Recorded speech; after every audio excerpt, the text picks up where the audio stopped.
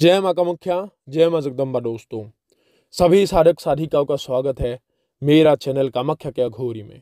दोस्तों, आज मैं आप लोगों के लिए एक बहुत ही गुप्त बढ़िया शक्ति का साधना लेकर आज उपस्थित हूँ।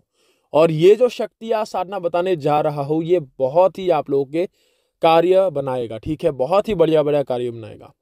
और इसका एक शक्तिशाली भाग, एक उनका ही शक्तिशाली स्वरूप का साधना मैंने पहले भी बताया था, जो जिसको बोला गया था महाआत्मा साधना। आज जो मैं आपको बोलूंगा ये आत्मा साधन है, सिर्फ आत्मा है, महाआत्मा नहीं है। ठीक है, उनमें से जो विधियान बताया था उसमें उस आत्मा की शक्ति प्रबल होते हैं, इस आत्मा से 10 गुना ज्यादा, इस आत्मा से। और इसमें जो आत्मा सिद्धि है ये भी कोई मामूली रकम का शक्ति नहीं है, ये एक जिन के समान शक्ति रखता है एक आत्मा।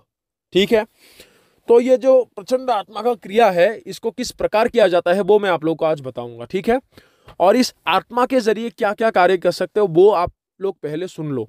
ठीक है, क्योंकि इसका जानकारी मैं बता देता हूं क्या क्या कार्य इससे ले सकते हो। सबसे पहला होता है कि आत्मा के जरिए किसी इंसान का विषय में जान सकते हो। कोई तुम्हारे घर पे आएंगे, आने से पहले ही तुम्हें बता देंगे कि आज अमुक इंसान तुम्हारे घर पे आने वाले हैं। दूसरा होता है उस इंसान के नाम, पता, पूरे वंश का नाम तुम जान सकते हो, उसके ऊपर किसी ने क्या करके रखा है क्या नहीं है। ठीक है, उसके जेब में कितना पैसा है वो तक बता सकते हो। ठीक है, ये होता है। उसके पश्चात आत्मा के जरिए कोई भी वस्तु इधर से उधर लाकर तुम खड़े कर सकते हो, लेकिन वो वस्तु जो होगा 3 क्विंटल के ऊपर नहीं ला सकता आत्मा।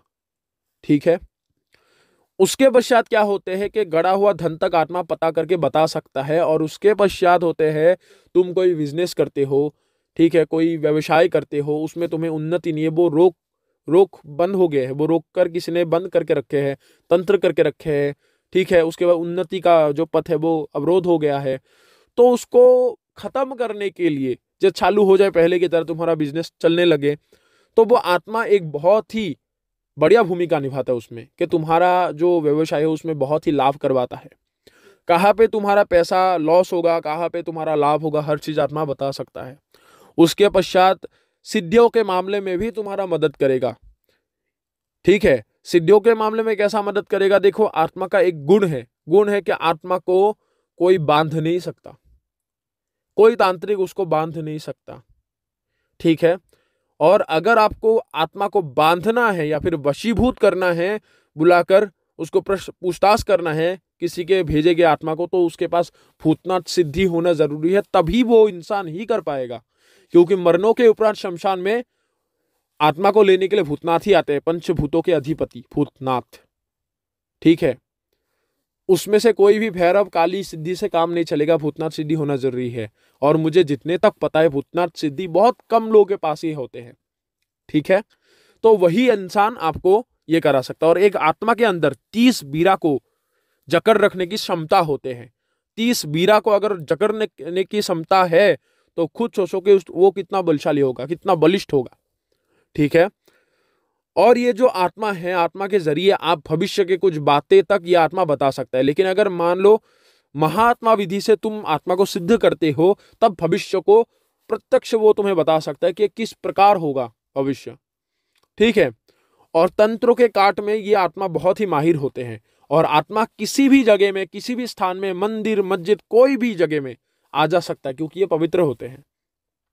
और आत्मा को कोई मार नहीं सकता, कोई जला नहीं सकता, क्योंकि ये शास्त्रों में भी है, गीता में भी है, हर चीजों में है। श्री कृष्ण भगवान खुद कहते हैं कि आत्मा का मृत्यु नहीं है।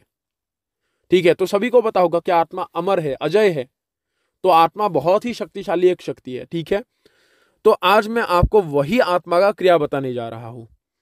अगर मान लो कोई बोलता है मुझे मुझे गुरुजी परी दो, जिन दो, ये अमुक बीरा ट्रांसफर करो, ये ट्रांसफर करो, इससे तो अच्छा है आप आत्मा सिद्धि ले लो, आत्मा सिद्धि को कर लो।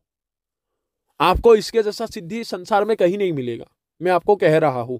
उसके पश्चात आप खुद कहोगे कि आत्मा को चलाना सबसे आसान है।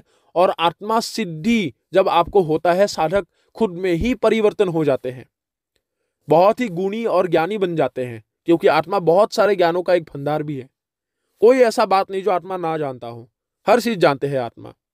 ठीक है, और अगर आत्मा को अच्छे से तुम चलाने लग गए, जब तुम्हारे अच्छे से वशीभूत हो जाएंगे, तो एक स्थान से दूसरे स्थान भी तुम्हें पहुंचा सकता है। ठीक है, क्योंकि ये एक बार ऐसा हुआ था जब आपके दादा गुरुजी आत्मा सिद्धि को किए थे, तो उनके पास एक आत्मा था, फिलहाल अभी नहीं है, उनको आजाद किया है, बहुत समय हो गए आजाद किए, कम से कम 4.5 वर्ष हो गए। तो तब क्या था कि एक हमारे पास माता आती थी, जो हमारे मतलब हमारे कमरों को मतलब पोछा लगाती, झाड़ू पोछा लगा के चले जाते थे, मंदिरों को कभी कभार पोछा भी लगा देते थे, घर को अगर कोई गंदगी है तो साफ भी कर देते थे, और गुरुदेव की सेवा भी करते थे। ठीक है, और पास ही उनका एक दुकान भी था।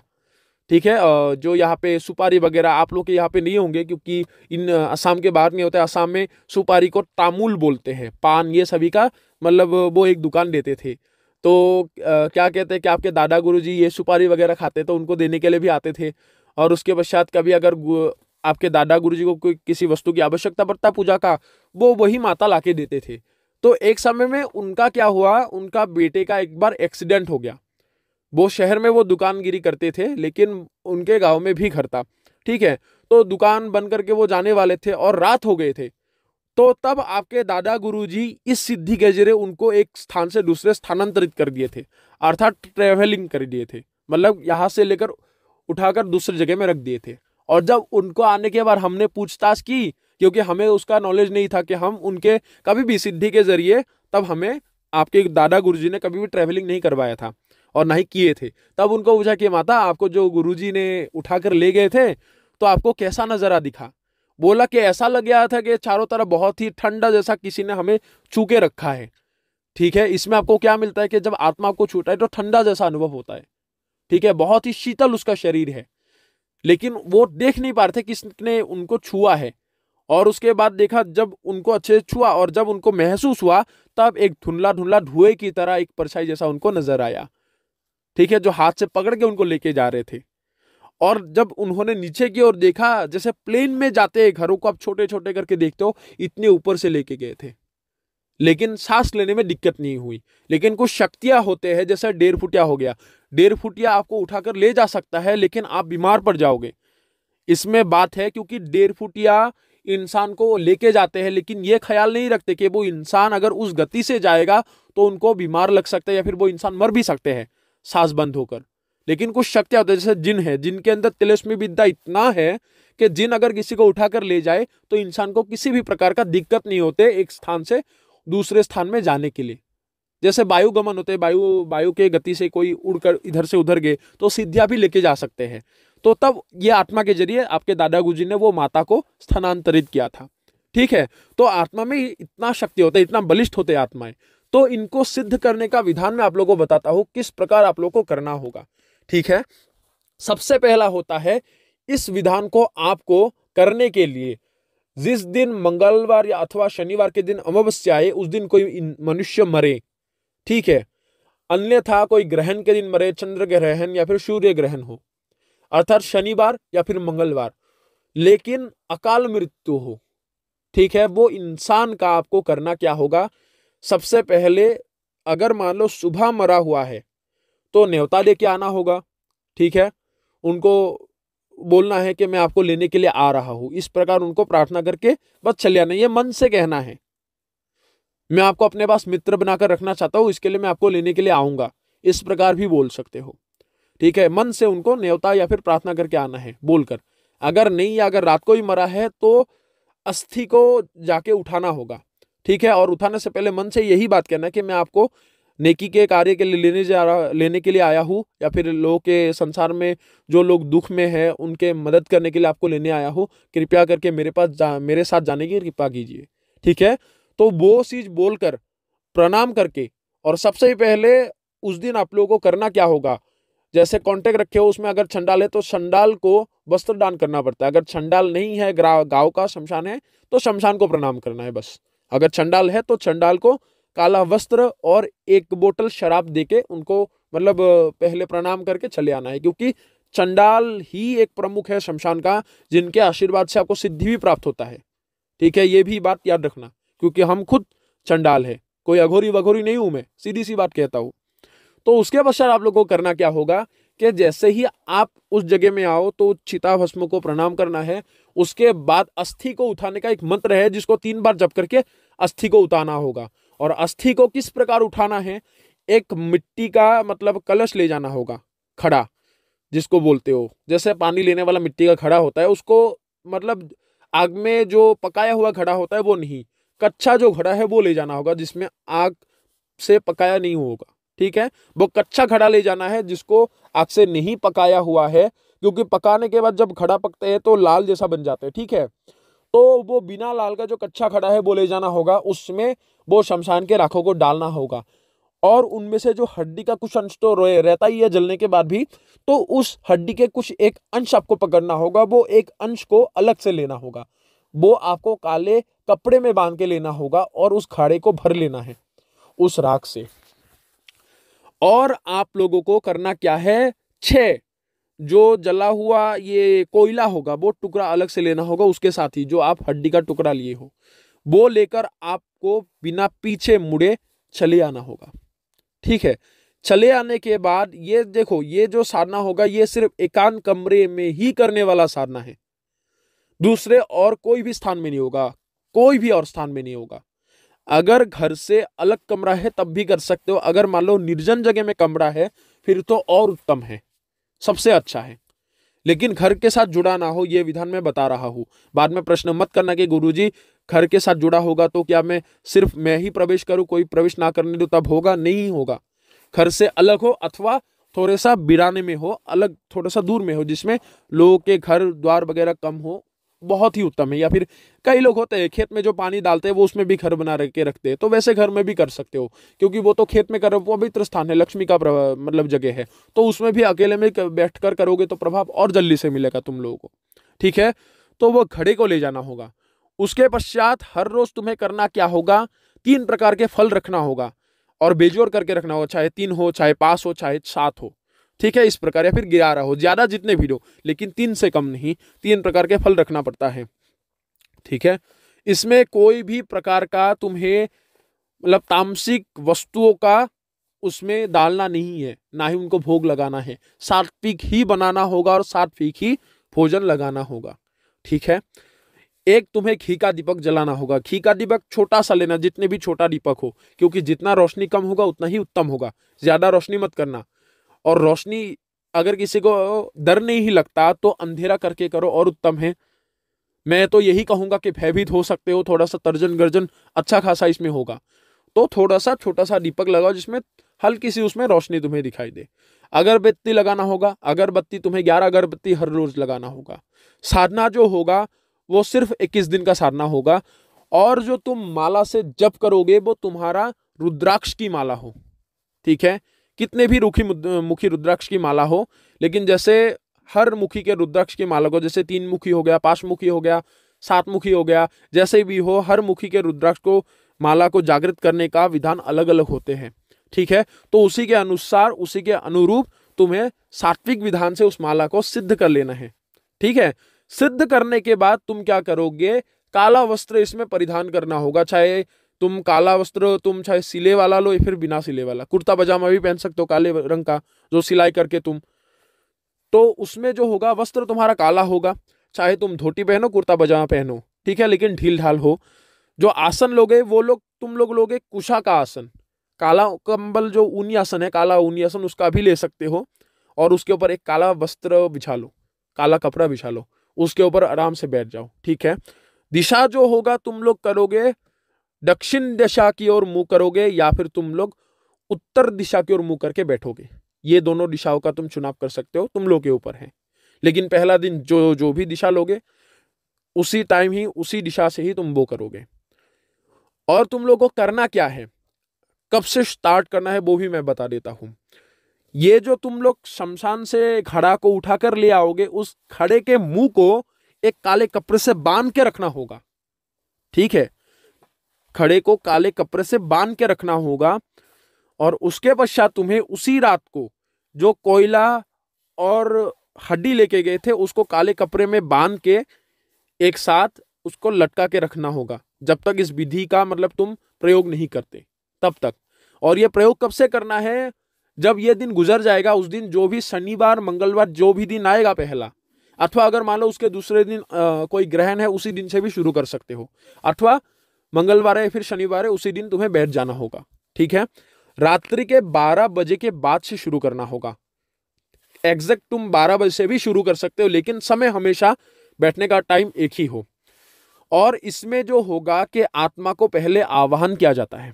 ठीक है, आवाहन करके हर दिशाओं में, चारों दिशाओं में फूंक मारना पड़ता है। और एक काम करना, कई लोग क्या करते हैं, आवाहन करते हैं, सुरक्षा घेरा पहले लगा लेते हैं। जब तुम एक बोतल में बंद हो या फिर एक गाड़ी में बंद हो, तुम्हें अगर मैं बोलूं आवाज लगाओगे तो तुम्हारा आवाज कितने दूर तक सुनाई देगा?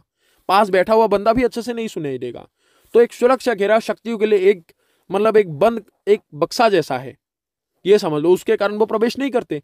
तो तुम लोगों को करना क्या है, आवाहन में कोई शक्ति नहीं आया, आवाहन करो, उसके पश्चात तुम सुरक्षा घेरा को लगाओ, शरीर को बंद कर लो। उसके पश्चात जैसे तुम्हारा ये कार्य हो जाता है, तब तुम्हें मूल मंत्रों का सिर्फ 21 माला जप करना होगा। 21 दिन तक 21 माला करके जप करना होगा। और जैसे ही ये तुम 21 माला करोगे, तुम्हें करना क्या है, दीपक जो जलाओगे, तुम्हें क्या करना होगा, वो घी का दीपक जलाओगे। और जो भोग रखोगे वो केले के पत्ते के ऊपर रखना होगा। जैसे ही जप करोगे, आंखें बंद करके जप करो। ठीक है, एकाग्रचित होकर मंत्रों में ध्यान लगाकर मंत्र को जप करो। मैंने पहले भी कहा है कि मंत्रों को सम्मान करके जप करो हमेशा। मंत्र तुम्हें अपना असलियत दिखा देगा कि मंत्रों में कितना शक्ति है, पता लग जाएगा। तो जैसे ही तुम्हारा 2-3 माला ही स्टार्ट होगा, तो उसी में ही तुम्हें प्रभाव मिलेगा। और एक बात है कि घड़े को सामने रखना होगा, सामने स्थापित करके रखना होगा। और स्थापित कहां पे रखना होगा, एक लकड़ी के पटिये के ऊपर भी रख सकते हो बढ़िया से, जिसमें काला वस्त्र तुम्हें मतलब उसमें बिछा लेना है और उसके ऊपर जो मिट्टी है, मटका है, उसमें रख देना है। ठीक है, और मटका आखिरी तक वो बंद ही रखना चाहिए। ठीक है, तो तुम्हें करना क्या होगा कि जैसे ही ये कार्य हो जाए, उठ जाए, तो तुम्हें जो ये हड्डी का टुकड़ा लिए थे तुम लोगों ने, और जो 6 उसमें कोयले का टुकड़ा लिए थे, वो तुम्हें आसन के नीचे रखना होगा। आसन के नीचे रख के वो चीज को जप करना होगा। ठीक है, जप करते ही जैसे 3-4 माला होंगे, तुम्हें तर्जन गर्जन का आभास हो जाएगा उसी में। जैसे उस जगह को कंपित होते हुए तुम अपने मतलब खुद में ही अनुभव करोगे कि कोई जमीन कपा रहा है। तुम्हारे जो घर होगा वो हिलने लग जाएगा, ऐसा आभास होगा। अगर छत तुम्हारा टीन का है, जैसा भी है, छत के ऊपर आवाज आएंगी, कोई इंसान चल रहा है और ऊपर से छत के ऊपर से किसी ने जंप किए करके मारा है, गिर गया है कोई नीचे, कोई बड़ा सा एक गोल जैसा पत्थर की जमीन में गिर गया है, बहुत ऊपर से ठम करके आवाज आए हैं, तो ऐसा आवाज होना लाजमी है। जानवरों के जैसा आवाज भी हो सकता है। ठीक है, कोई पक्षी चिल्ला रहा हो। ठीक है, ऐसा बहुत ही अनुभव होते हैं आत्मा साधना में। ठीक है, और ये बहुत ही प्रचंड साधना है, ये मैं कह रहा हूं। ठीक है, और घबराना तभी है जब तुम्हारे सामने आत्मा आएंगे, जब प्रत्यक्ष होंगे। ठीक है, ये बात है, घबराने लग जाओगे, लेकिन तुम्हें जो ये भय है उसको काबू करना सीखना होगा तुम लोगों को। जो साहसी है वही साधना में आए, मैं इसलिए बार बार कहता हूं, क्योंकि बिना साहस से कोई भी साधना नहीं होता। क्योंकि शक्ति भी देखेगा, परीक्षा लेगा कि साधक कितना बलशाली है, कितना सामर्थ्य है जो मुझे वश में करने के लिए आए हैं। तो जैसे ऐसे होगा तो हर रोज ऐसा अनुभव हो सकता है। और जो भोग होगा वो एक पेड़ के नीचे रख के आना होगा। ठीक है, तब तुम्हें करना क्या होगा कि जैसे ही ऐसा होता है तो भयभीत नहीं होना है, मंत्रोच्चारण करते रहना है। और जैसे ही तुम्हारा मूल मंत्रों का 21 माला जप हो जाए, आत्मा को वशीभूत करने का एक मंत्र होता है जिसको तुम्हें 3 माला करके साधना समाप्त करना होगा। 3 माला में और प्रचंड अनुभव हो सकता है, डरना नहीं है। करने के बाद भोगों को उठा के ले जाकर फिर से शरीर को बंद करके सुरक्षा घेरा को काट के भोगों को लेकर एक पेड़ के नीचे रख देना होगा। ठीक है, तो जैसे ही वो रखोगे, तुम्हें फिर से साधना को समाप्त करके घर की ओर चले आना है। ठीक है, लेकिन पीछे से कोई आवाज दे उसका जवाब नहीं देना है। उसके पश्चात तुम्हें क्या करना होगा कि जैसे ऐसे हर लगातार हो जाए तो तीव्रता से तीव्रता अनुभव होने लग जाएंगे। 17वें दिन आत्मा प्रत्यक्ष खड़ा भी हो सकता है, फिर उससे 10-11वें दिन पार होने के बाद भी आत्मा प्रत्यक्ष हो सकता है, लेकिन बात नहीं करना है जब तक मंत्रोच्चारण खत्म ना हो जाए। और जब तुम वशीभूत मंत्रों का उच्चारण करोगे तब आत्मा खुद ब खुद चले जाते हैं दिखाई देके, बात नहीं करता, क्योंकि तब उसको पता है कि अगर पहले बात नहीं किया, अगर अभी बात करेगा तो मुझे तो वशीभूत होना ही होगा, तो बात नहीं करेगा, वो चला जाएगा। लेकिन तुम्हें जब 21वें दिन होगा, उस दिन 1 गिलास पानी रखना होगा। ठीक है, और वो पानी कब का हो कि 21वें दिन तुम्हें सुबह उठकर बिना मुंह धोए किसी से बात किए, कल हो, टेप हो, ठीक है, जो भी हो, उसमें से पहला पानी तुम्हें जैसे तुम निकालोगे बिना किसी को आवाज दिए, उस कक्ष में वो पानी को अच्छे से सुरक्षित रख देना होगा। और जो ये पानी है एक मिट्टी के प्याले में देना होगा, ठीक है। और आखिरी में रात को वो पानी एक साथ रखना होगा। तुम जो बाकी का जो भोग रखोगे वो सुरक्षा घेरे के इस बार बाहर रखोगे, इस साधना में घेरे के बाहर रखोगे, लेकिन आखिरी वे दिन खेरा इतना बड़ा लगाना जिसके अंदर भोग तुम्हारे घेरे के अंदर हो, ठीक है। जो मटकी स्थापन करके रखे हो वो उसी जगह में ही रखना चाहिए। बस तुम्हारा जो आसन के नीचे रखा है वो तुम कहीं पर सुरक्षित करके रख सकते हो, लेकिन जब तुम साधना करोगे वो हड्डी और 6 टुकड़ा जो कोयला है वो तुम्हारे आसन के नीचे ही हो, ठीक है। तो जैसे ही ये चीज करोगे तो आखिरी बे दिन जैसे ही तुम्हारा मूल मंत्र खत्म होगा, आत्मा प्रकट होगा और बोलेगा कि मुझे पानी पिलाओ, पानी दो, मैं प्यासा हूं। क्योंकि एक बात है ना, अगर मैं तुम्हें कोई सूखा हुआ चीज खिलाते खिलाते खिलाता रहूंगा, तुम्हारा गला सूखेंगे, उसके बाद पानी पीने के लिए कोशिश करोगे, मरने के बाद से तो वो पानी पिया नहीं होगा। तो तुम्हें करना क्या होगा, वो पानी अपने अंदर रखना होगा, बात नहीं करना है जब तक वशीभूत मंत्र का 3 माला खत्म ना हो जाए। जैसे 3 माला खत्म होगा तब आत्मा बोलेगा मुझे पानी पिलाओ, प्यास लगी है मुझे। तो बोलना कि मैं तुझे पानी पिलाऊंगा, लेकिन मुझे तुझे वचन देना होगा। बोलेगा कि कैसा वचन? तब आत्मा से 5 वचन लिया जाता है, ठीक है। 5 वचनों में आत्मा बंधित हो जाते हैं। तो जैसे ही ये वचनों में तुम बांध लेते हो, बांधने के बाद आत्मा को तुम्हें पानी और भोग प्रदान करना चाहिए। और भोग जैसे ही वो संतुष्ट होते हैं, तब उनको संतुष्ट होने के बाद जब वो चीजों को वो ग्रहण करेंगे, तब वो बोलेगा कि मैं तुझसे साधना से संतुष्ट हूं, मैंने जो तुम्हें वचन दिया है वो वचनों का मैं अवश्य पालन करूंगा। तब तुम्हें बोलना होगा कि ठीक है, अभी आपको बुलाने का तरीका बताओ। तब आत्मा क्या करेगा कि अपना एक नाम बताएगा। और ये याद मत रखना या फिर ये मत भूलना कि जो ये आत्मा को तुम बुला रहे हो ये उसी का ही, उस राग का ही आत्मा होगा, ऐसा कभी मत सोचना। दूसरे आत्मा भी आ सकते हैं, ठीक है। और तर्जन गर्जन बहुत होते हैं। और आत्मा जो स्वरूप धारण करके आते हैं वो एक बहुत ही बलिष्ठ और बहुत ही आकार में, मतलब बहुत ही हट्टे कट्टे साइज के एक स्वरूप में आते हैं। जैसे एक पिशाच होते हैं, पिशाच से थोड़ा सा अलग होते हैं। पिशाच थोड़ा सा दिखने में स्पष्ट होते हैं, ठीक है। जला हुआ शरीर, उस शरीर को तुम उसको प्रत्यक्ष उससे दर्शन कर सकते हो, लेकिन आत्मा थोड़ा सा धुंधला होगा, ठीक है। उसको इसी प्रकार ही परिभाषित मैं कर सकता हूं, बाकी इतना मैं समझा नहीं सकता। लेकिन उसके शरीर को देख पाओगे, लेकिन थोड़ा सा धुएं जैसा होगा, लेकिन फिर भी वो प्रत्यक्ष होगा, ठीक है। और आत्मा को तुम छू सकते हो, लेकिन वो बहुत ही शीतल होगा, ठीक है। तो वो जैसे स्वरूप धारण करके आया, जैसे ही वो आएगा तब तुम उसको बुलाओगे, बोलोगे कि तुम्हारे बुलाने का तरीका बताओ, वो अपना नाम बताएगा। और उस नाम को कितने बार बोलने से वो आएगा वो भी पूछ लेना है। तो जैसे वो बता देगा तत्पश्चात वो जाने का आदेश मांगेगा, तो तुम्हें आदेश दे देना है। जैसे आदेश दोगे उसके पश्चात वो चला जाएगा, ठीक है। चला जाने के बाद तुम्हें करना क्या होगा कि ये जो हड्डी और शमशान का राख तुम मटके से लाए थे, और एक बात मैं कहता हूं, कभी कभार इस आत्मा के साधना में जो मटकी तुम बंद करके रखे हो मुंह को, उनमें से धुआं भी निकलते हैं। कई साधक भयभीत हो जाते, आग तो नहीं लगेंगे? तो वो घबराना नहीं है, ऐसा होता ही है जब आत्मा का प्रवेश करता है, धुआं निकलते हैं, ठीक है। तो वो मटकी और जो ये राख, जो 6 कोयले के टुकड़े थे, वो 6 कोयले के टुकड़े और जो हड्डी का अंश था वो तुम्हें रख लेना है। बाकी मटकी को उस शमशान में कहीं पे गाड़ के चले आना है, एकांत स्थल में, या फिर जिस शमशान से उठाकर लाए थे उसी में ही के गाड़ दो। लेकिन उसके ढक्कन को खोलना नहीं है, भविष्य में वो सड़ जाए, खराब हो जाए, जैसे भी हो वो होने दो, लेकिन उसको गाड़ के रख के आना है।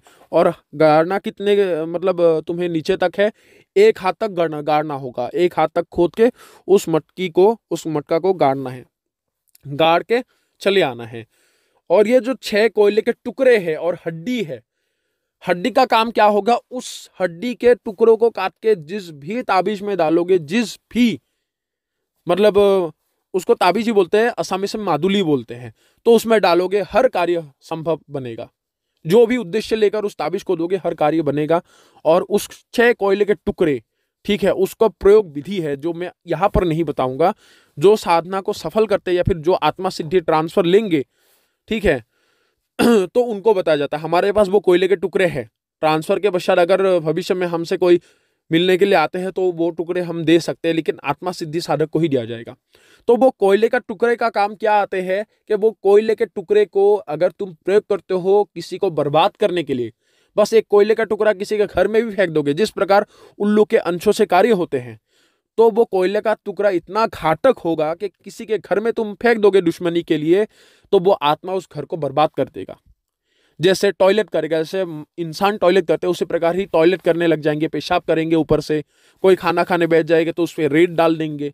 ठीक है, खाना खाते समय बिस्तर जो होते हैं सोने वाले बिस्तर में टॉयलेट करके रख देंगे, पेशाब करेंगे। उसके पश्चात किसी के अगर खिड़की द्वार है उसको तोड़ देंगे। बहुत ही अत्याचार कर देते हैं आत्मा। ठीक है, और अगर किसी को मारण क्रिया में उपयोग करोगे तो सीधा अकाल मृत्यु में वो ही मर जाएंगे, चाहे एक्सीडेंट हो, सुइसाइड करके वो खत्म हो जाएंगे। तो ये चीज मैं, ये प्रयोग मैं नहीं बताऊंगा, बस आत्मा को सिद्धि करने का मैं तरीका तुम लोगों को बता रहा हूं बस।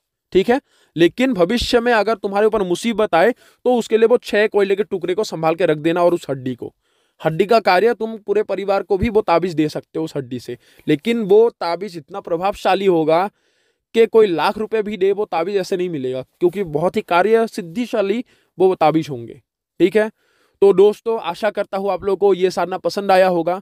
आने वाले टाइम में मैं माँ काली का ही प्रत्यक्ष साधना एक डालूंगा, क्योंकि बहुत सारे लोगों ने बहुत बार मुझे कहा है कि देवी देवता साधना डालिए गुरुजी। आने वाले टाइम में काल भैरव का भी साधना डालूंगा, भैरव बाबा का भी डालूंगा। ठीक है, तो तब तक आप सभी लोग इंतजार करो। अगर किसी साधक को ये साधना करना है तो हमसे संपर्क कर सकता है। अगर आत्मा का ट्रांसफर भी लेना है तो ट्रांसफर दिया जाएगा। ठीक है, लेकिन चुनाव करके, क्योंकि मैं ऐसे ट्रांसफर किसी को नहीं देता। तो अभी सभी लोगों से इजाजत लेता हूं। जय मां कामाख्या, जय मां जगदम्बा।